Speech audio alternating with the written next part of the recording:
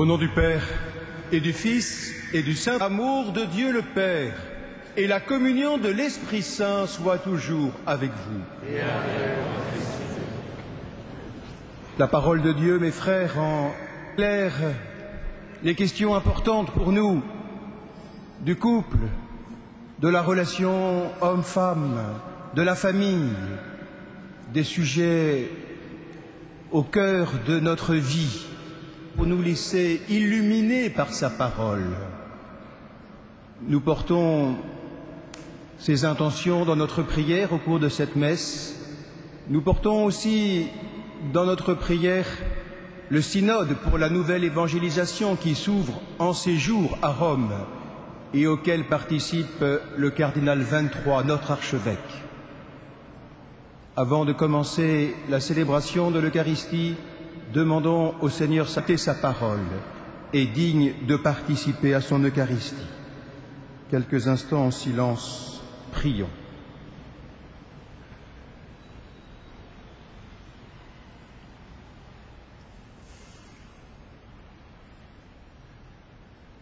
Je confesse à Dieu Tout-Puissant, je reconnais devant mes frères que j'ai péché. Enfant, oui, j'ai vraiment péché. C'est pourquoi je supplie la Vierge Marie, les anges et tous les saints, et vous aussi, mes frères, de prier pour moi, le Seigneur notre Dieu. Que Dieu Tout-Puissant nous fasse miséricorde, qu'il nous pardonne nos péchés et nous conduise à la vie éternelle.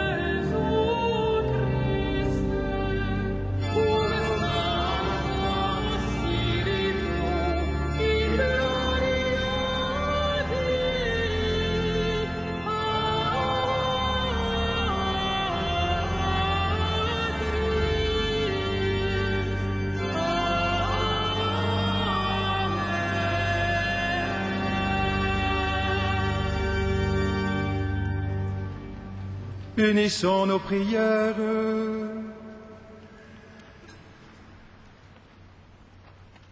Dans ton amour inlassable, Dieu éternel et tout-puissant, tu combles ceux qui t'implorent bien au-delà de leurs mérites et de leurs désirs. Répands sur nous ta miséricorde, en délivrant notre conscience de ce qui l'inquiète, et en donnant plus que nous n'osons demander. Par Jésus-Christ, ton Fils, notre Seigneur et notre Dieu, qui règne avec toi et le Saint-Esprit.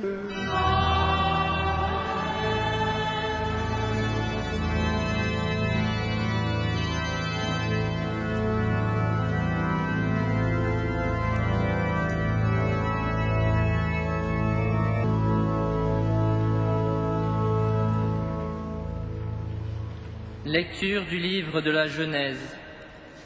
Au commencement, lorsque le Seigneur Dieu fit la terre et le ciel, il dit : Il n'est pas bon que l'homme soit seul. Je vais lui faire une aide qui lui correspondra. Avec de la terre, le Seigneur Dieu façonna toutes les bêtes des champs et tous les oiseaux du ciel, et il les amena vers l'homme pour voir quel nom il leur donnerait. C'étaient des êtres vivants, et l'homme donna un nom à chacun.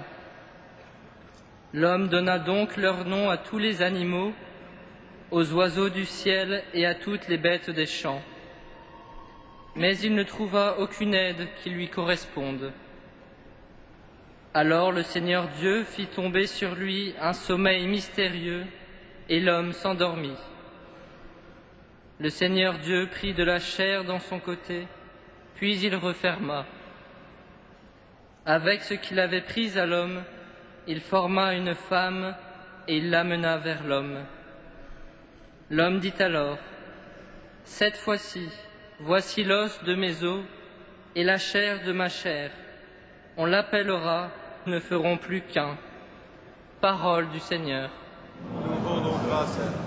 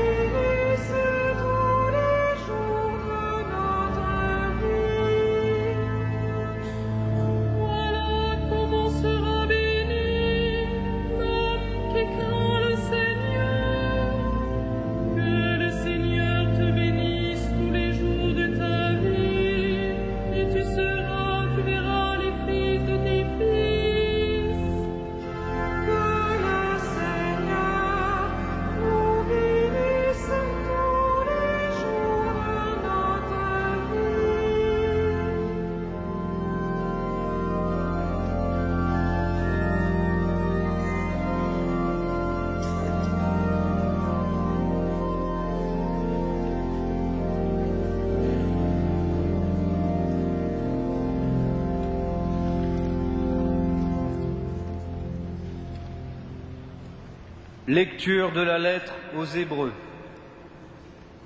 Jésus avait été abaissé un peu au-dessous des anges. Et maintenant, nous le voyons couronné de gloire et d'honneur à cause de sa passion et de sa mort. Si donc il a fait l'expérience de la mort, c'est, par grâce de Dieu, pour le salut de tous.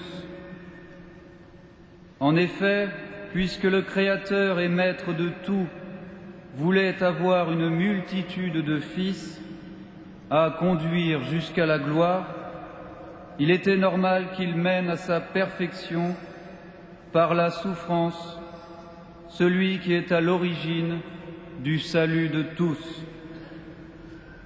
Car Jésus qui sanctifie et les hommes qui sont sanctifiés sont de la même race. Et pour cette raison, il n'a pas honte de les appeler ses frères. Parole du Seigneur.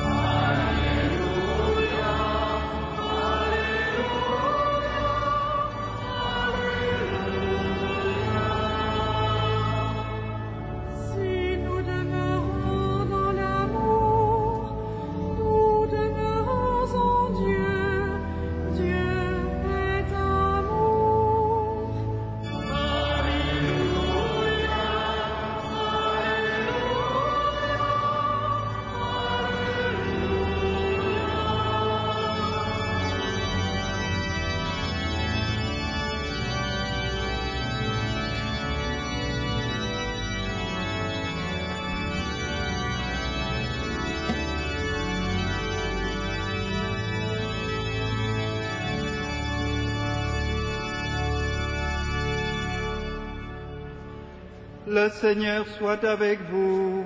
Et avec votre esprit. Évangile de Jésus-Christ selon saint Marc. Gloire à toi, Seigneur.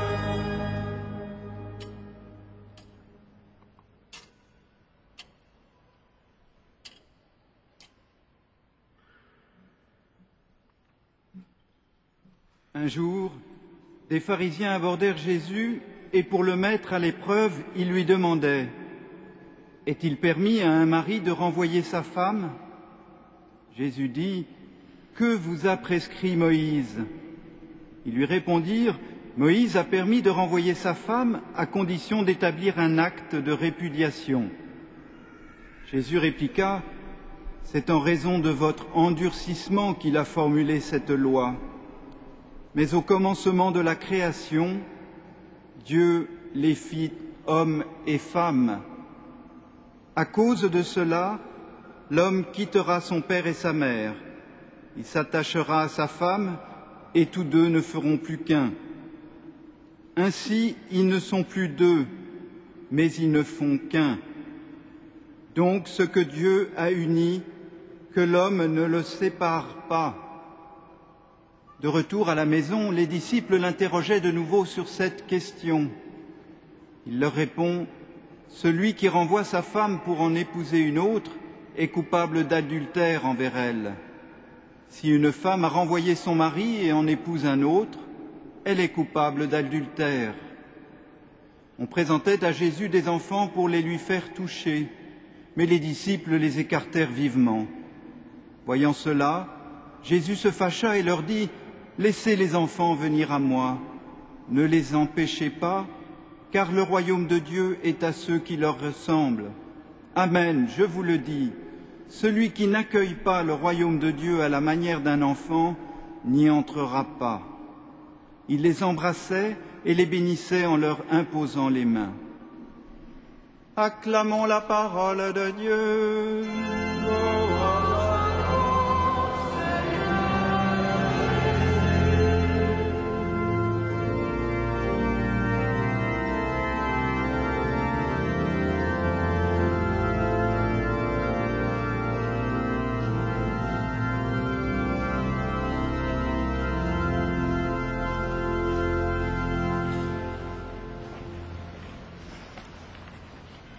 Mes frères, quelle force dans ces paroles de Jésus sur la condition humaine, sur le couple, sur la famille.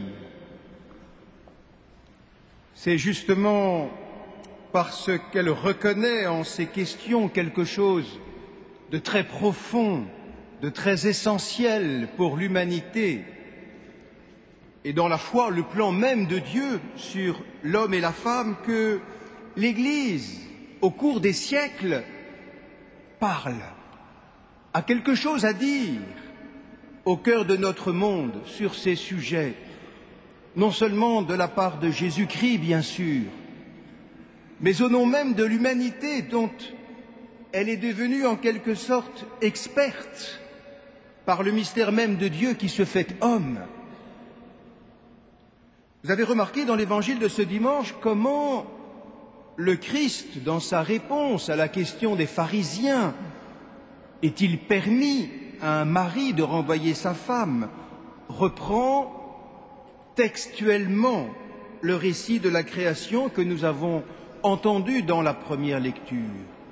L'homme quittera son père et sa mère, il s'attachera à sa femme, et tous deux ne feront plus qu'un. Et Jésus ajoute avec toute la force de son autorité une conséquence toute naturelle.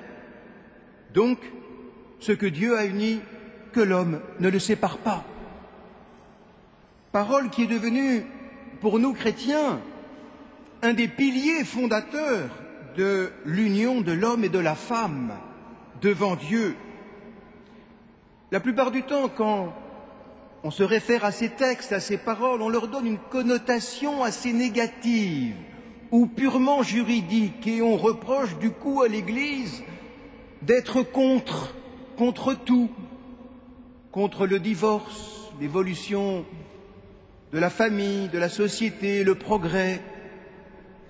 Et pourtant, lorsqu'on prépare, par exemple, des jeunes au mariage, et qui choisissent très souvent ces lectures, on voit qu'ils en font la plupart du temps une approche plus humaine, plus spirituelle.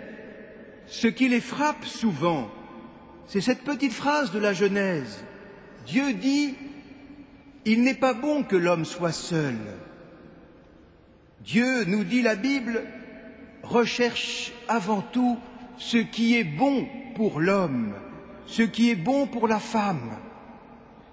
Et tout le récit de la création est rythmé par cette affirmation « Et Dieu vit que cela était bon ». Ainsi, au cœur de la création, Dieu nous fait comprendre que ni l'homme ni la femme ne se construisent tout seuls. Ils ont besoin l'un de l'autre. Et ils n'ont pas exactement la même façon de voir, de juger, de sentir, de s'exprimer. Ils sont faits pour se compléter mutuellement. Égaux en tant que personnes, ils sont complémentaires. Et cette complémentarité de l'homme et de la femme appartient à l'image même de Dieu. Et nous comprenons alors avec le Christ que le mariage est l'institution privilégiée de cette vie relationnelle. Le mariage fidèle, le mariage pour la vie est le chemin qui va le mieux permettre à l'amour de croître et de durer toujours. Le Christ, en citant les paroles fondatrices de la Genèse, nous redit que Dieu veut cela pour l'homme. Dieu veut cela pour l'homme et la femme et s'engage lui-même au cœur de cet amour pour en faire un don total. La seconde parole qui marque les fiancés dans ces textes bibliques, c'est « Et il s'attachera à sa femme, et tous deux ne feront plus qu'un. » L'homme s'attachera à sa femme. C'est dans l'attachement, dans le lien mutuel, c'est-à-dire dans le don même de l'amour, que l'homme et la femme trouveront leur épanouissement. L'homme comme la femme ont besoin d'être aimés et d'être aimés. Chacun de nous, quel que soit son état de vie, a besoin de pouvoir aimer, d'être aimé pour être vraiment heureux. Nous sommes faits pour cela. Et notre foi le confirme. Dieu qui est amour a fait l'homme à son image aimé. Et tous deux ne feront plus qu'un. C'est-à-dire que cette union n'est jamais définitivement réalisée. Le couple, ceux qui sont mariés parmi vous le savent bien, évolue tout au long de sa vie. L'amour n'est jamais figé. Au fil des années, on n'a jamais fini de se marier, de s'aimer, de s'attacher l'un à l'autre, de découvrir les profondeurs du don de soi à l'autre. L'amour des époux a besoin de se renouveler, de se rajeunir, de se redire oui. Ce n'est pas pour rien, d'ailleurs, dans le texte, vous avez entendu que ces passages sont au futur. L'homme s'attachera à sa femme, et tous deux ne feront plus qu'un. Comme pour montrer que cette unité dans l'amour de l'homme et de la femme est une réalité à construire sans cesse, une visée pour un amour toujours plus complet, plus solide, plus total. Bien sûr, chacun des familles brisées, des personnes qui se retrouvent seules, alors que tel n'était pas leur projet au départ de leur vie, des enfants éloignés, soit de leur père, soit de leur mère.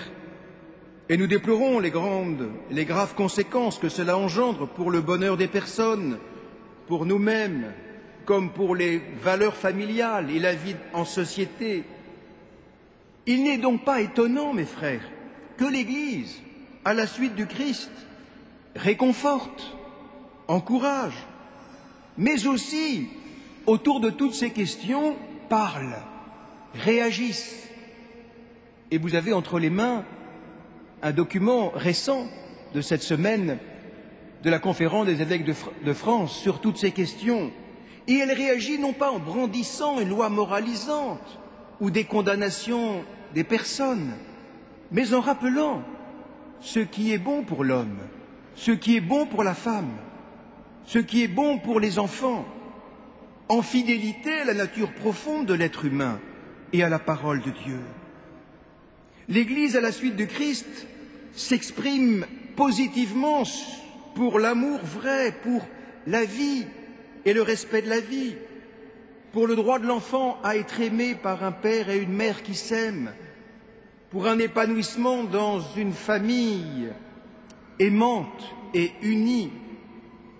Le mariage est donné comme un état de vie dans lequel s'effectue la communion des personnes dans une ouverture à la vie, dans une participation à l'œuvre créatrice de Dieu.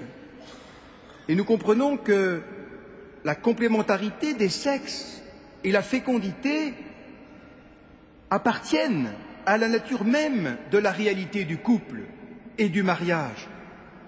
Ce récit de la création de l'homme et de la femme est la réponse que Jésus en fait aujourd'hui dans l'Évangile.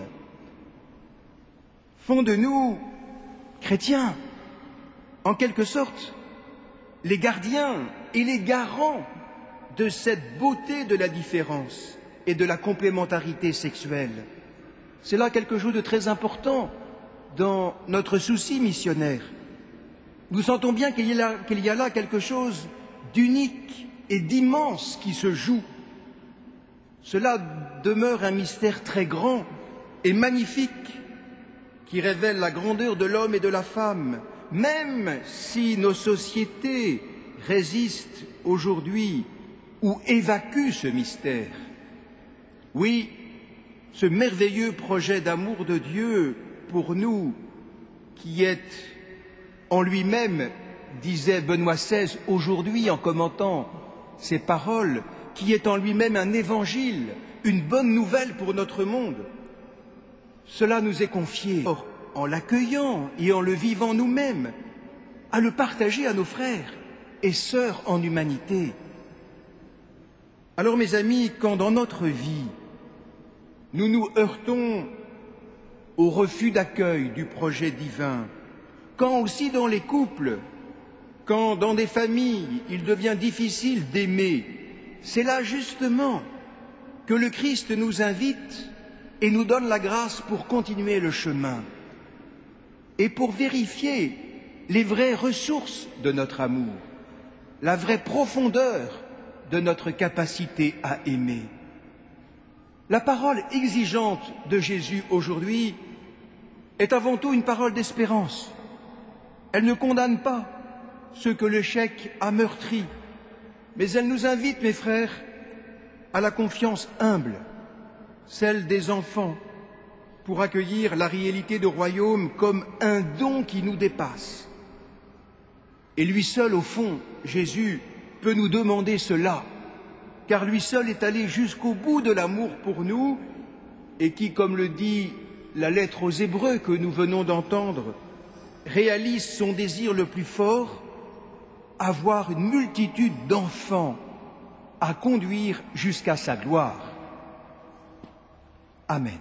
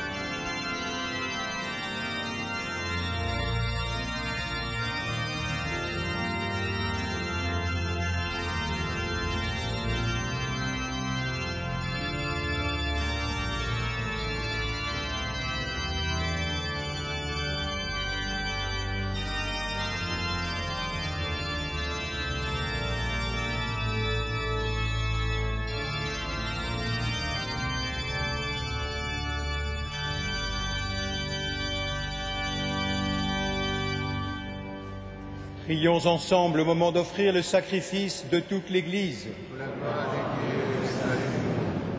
Accepte, Seigneur, le sacrifice que tu nous as donné. Dans les mystères que nous célébrons pour te rendre grâce, sanctifie les hommes que tu as sauvés par ton Fils, lui qui règne avec toi et le Saint-Esprit, maintenant et pour les siècles des siècles. Amen. Le Seigneur soit avec vous. Élevons notre cœur. Rendons grâce au Seigneur notre Dieu. Vraiment, il est juste et bon de te rendre gloire, de t'offrir notre action de grâce toujours et en tout lieu. À toi, Père très saint, Dieu éternel et tout-puissant, par le Christ notre Seigneur. Le rappel de sa mort provoque notre amour. L'annonce de sa résurrection ravive notre foi. Et la promesse de sa venue nourrit notre espérance. C'est pourquoi, avec les anges et tous les saints, nous chantons et nous proclamons d'une seule voix.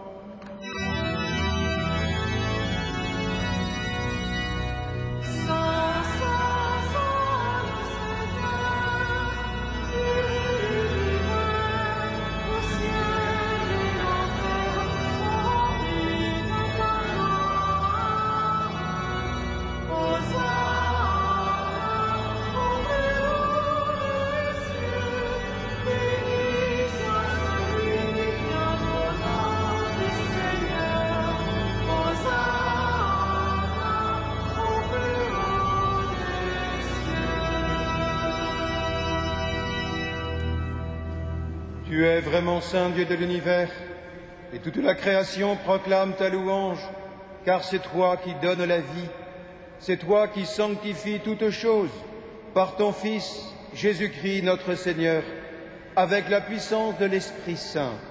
Et tu ne cesses de rassembler ton peuple afin qu'il te présente partout dans le monde une offrande pure.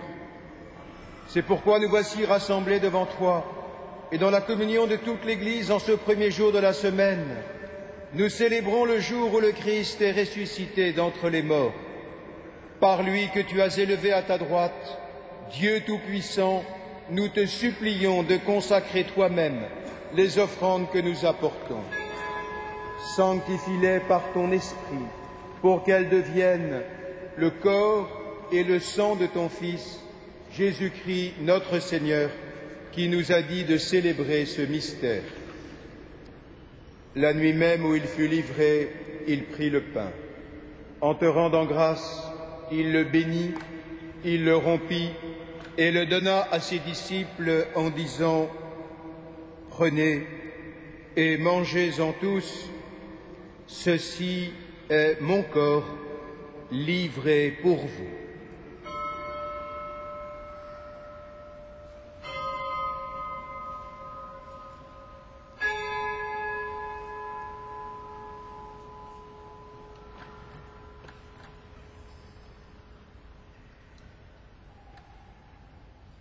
De même, à la fin du repas, il prit la coupe. En te rendant grâce, il la bénit et la donna à ses disciples en disant : « Prenez et buvez-en tous, car ceci est la coupe de mon sang, le sang de l'alliance nouvelle et éternelle, qui sera versé pour vous et pour la multitude en rémission des péchés. Vous ferez cela en mémoire de moi. »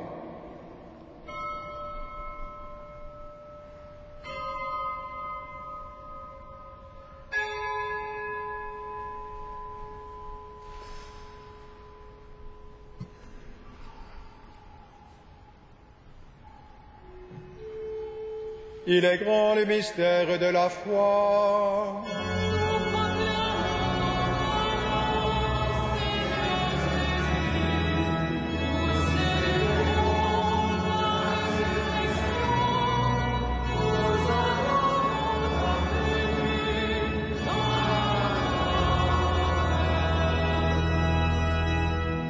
en faisant mémoire de ton Fils, de sa passion qui nous sauve, de sa glorieuse résurrection et de son ascension dans le ciel, alors que nous attendons son dernier avènement, nous présentons cette offrande vivante et sainte pour te rendre grâce. Regarde, Seigneur, le sacrifice de ton Église et daigne y reconnaître celui de ton Fils qui nous a rétablis dans ton alliance. Quand nous serons nourris de son corps et de son sang et remplis de l'Esprit Saint, accorde-nous d'être un seul corps et un seul esprit dans le Christ. Que l'Esprit Saint fasse de nous une éternelle offrande à ta gloire, pour que nous obtenions un jour les biens du monde à venir, auprès de la Vierge Marie, la bienheureuse Mère de Dieu, avec les apôtres, les martyrs et tous les saints qui ne cessent d'intercéder pour nous.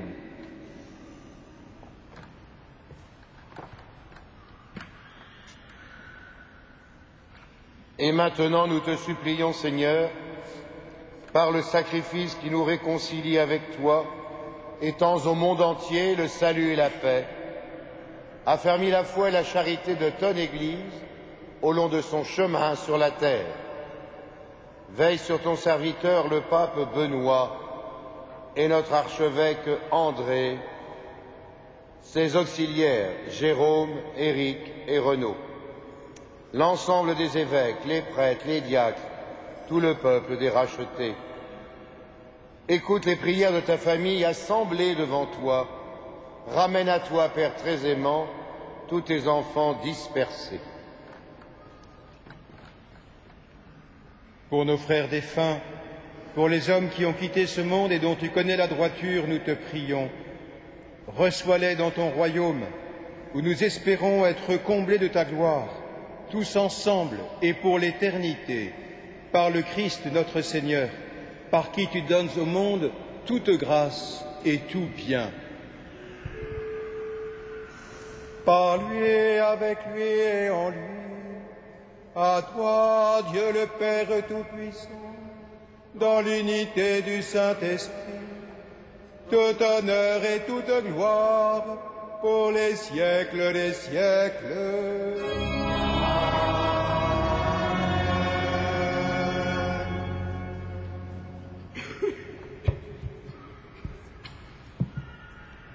Éclairés et nourris par la parole du Christ, portant les intentions de tous nos frères, de toutes nos sœurs dans le monde, nous pouvons prier notre Père, qui es aux cieux, que ton nom soit sanctifié, que ton règne vienne, que ta volonté soit faite sur la terre comme au ciel.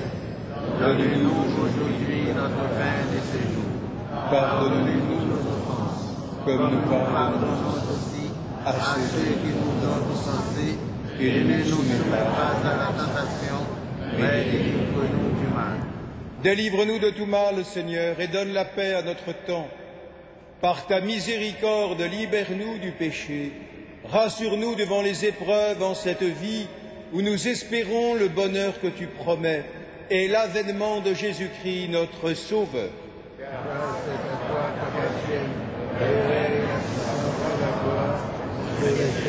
Seigneur Jésus-Christ, tu as dit à tes apôtres, je vous laisse la paix, je vous donne ma paix. Ne regarde pas nos péchés, mais la foi de ton Église, pour que ta volonté s'accomplisse. Donne-lui toujours cette paix et conduis-la vers l'unité parfaite, toi qui règnes pour les siècles des siècles. Que la paix du Seigneur soit toujours avec vous. Frères et sœurs, dans la charité du Christ, donnez-vous la paix.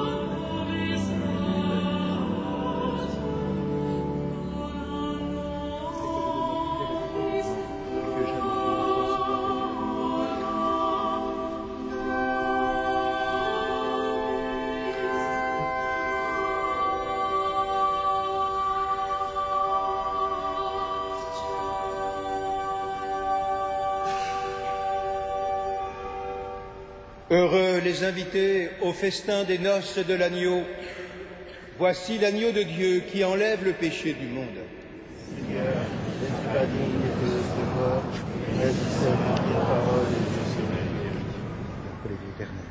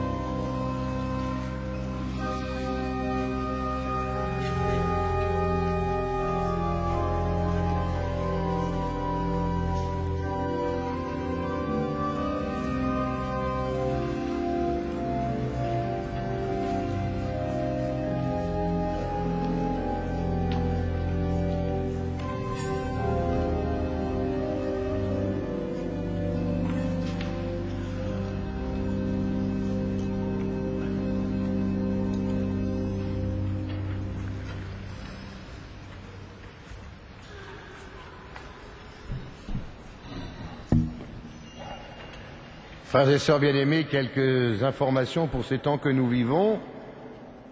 Tout d'abord, nous sommes encore en communion avec nos frères diacres permanents, 8 qui ont été ordonnés hier matin par notre archevêque ici même à Notre-Dame. Nous prierons donc pour leur mission et leur ministère. Hier après-midi, décidément il se passe toujours quelque chose à Notre-Dame, nous avons été sensibles à la dédicace du très beau livre d'art Notre-Dame de Paris, la grâce d'une cathédrale, 500 pages, 6 ans d'illustrations, il fait 4 kilos, et ce livre, qui est un beau cadeau à faire à Noël par exemple, retrace la construction, les merveilles architecturales, et aussi la vie de Notre-Dame au fil des siècles jusqu'à aujourd'hui. Vous pouvez le trouver en vente à la boutique et l'acheter comme des centaines l'ont fait hier après-midi. La semaine missionnaire mondiale s'ouvrira du 14 octobre pour se clôturer le 21 octobre ici même à 18h30 à la messe du dimanche soir présidée par Monseigneur de Moulin-Beaufort. Au Collège des Bernardins, le Père Gérard Pelletier, qui est chapelain de la cathédrale et historien, propose des cours dans le cadre des cours publics au Collège des Bernardins. Vous pouvez vous renseigner, des cours sur l'histoire spirituelle de la cathédrale pendant 850 ans. Renseignez donc au Collège des Bernardins. Tous les jeudis et samedis soirs, à 21h, ici à Notre-Dame, pendant le mois d'octobre, le film Notre-Dame de Paris, cathédrale vivante. Je vous rappelle que chaque jeudi, et donc jeudi prochain, il y aura à 19h l'adoration du Saint-Sacrement. Par ailleurs, nous avons été très heureux d'accueillir pour la première fois en tant que vicaire général Monseigneur Bruno Lefebvre-Pontalis, que nous accueillons avec grande joie ici même. Et mon cher Bruno, avec un jour de retard, nous sommes très heureux pour ton accueil à Notre-Dame de te souhaiter une bonne fête. On peut l'applaudir pour la première fois.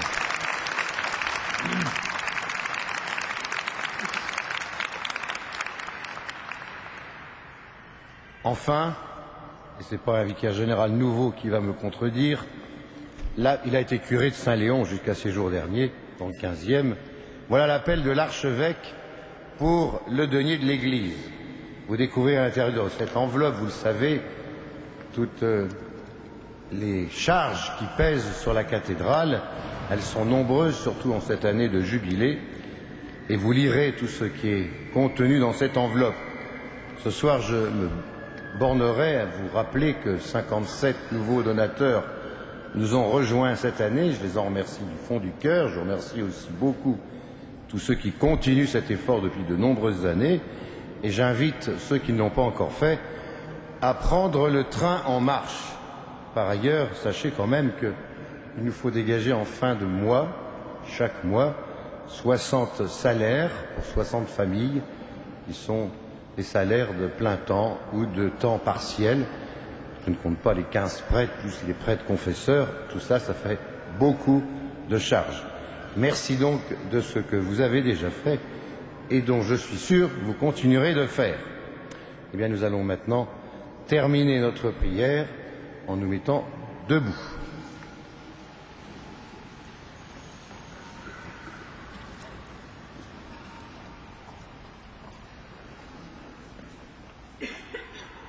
Accorde-nous, Seigneur notre Dieu, de trouver dans cette communion notre force et notre joie, afin que nous puissions devenir ce que nous avons reçu, le corps du Christ, lui qui règne avec toi et le Saint-Esprit, un seul Dieu pour les siècles des siècles.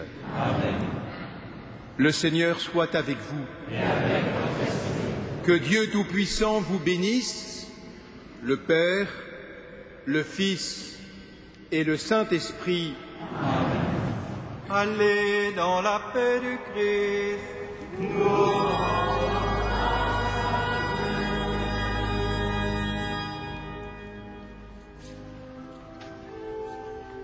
Salve Regina.